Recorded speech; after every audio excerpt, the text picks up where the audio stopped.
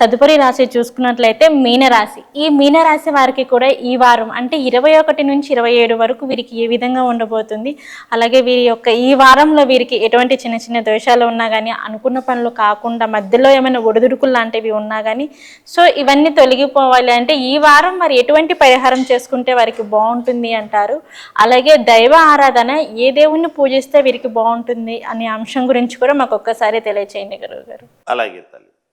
మీనరాశి వారికి ఈ 21 ఆదివారం నుండి 27 శనివారం వరకు ఎలా ఉంది అంటే చాలా బాగుంది అనే తెలియజేస్తున్నారు. అంటే ఏలనాటి శని ప్రభావం అనేటువంటిది ఉన్నప్పటికీ, రాహువు అక్కడే ఉన్నప్పటికీ కూడా మిగతా గ్రహాల యొక్క అనుకూలత వలన బాగుంది.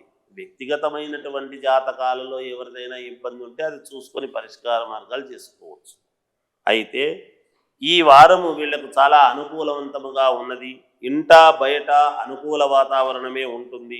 చేపట్టినటువంటి పనులు అప్రయత్నముగానే పూర్తి చేసుకుంటారుగాక. ధన వ్యవహారాలు అనుకూలమైనటువంటి ఫలితాన్ని ఇస్తూ ఉన్నాయి. సంతానము విద్యా విషయాలపై దృష్టి సాధించడం అనేటువంటిది చాలా అవసరము. బంధుమిత్రులతో వినోద కార్యక్రమాలలో పాల్గొంటారు. ప్రయాణాలలో సౌఖ్యం కలుగుతుంది. చాలా కాలముగా వేధిస్తూ ఉండేటువంటి సమస్యల నుండి ఉపశమనము పొందుతారుగాక. వృత్తి ఉద్యోగాలలో మరింత సంతృప్తికరమైనటువంటి వాతావరణముగానే కనపడుతూ ఉన్నది. చిన్నపాటి అనారోగ్య సమస్యలు ఉన్నప్పటికీ ఇబ్బందులు అధిగమించి మేలు జరిగేటువంటి విధానముగానే ఉన్నది. విదేశీ ప్రయాణాలకు చాలా అనుకూలవంతమైనటువంటి కాలముగా ఉన్నది. ఎవరైనా వెళ్ళాలి అనుకునేటువంటి వాళ్ళు ప్రయత్నాలు చేసుకోండి, మేలు జరిగి తీరుతుంది గాక.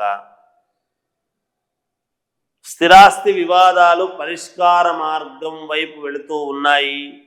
నూతన రుణ ప్రయత్నాలు కలిసి వస్తాయి. ఎవరైనా పెద్ద పెద్ద లోన్లు ధనం కావాలి అనుకునేటువంటి వాళ్లకు ప్రయత్నాలు చేయండి, తప్పకుండా మేలు జరుగుతుంది.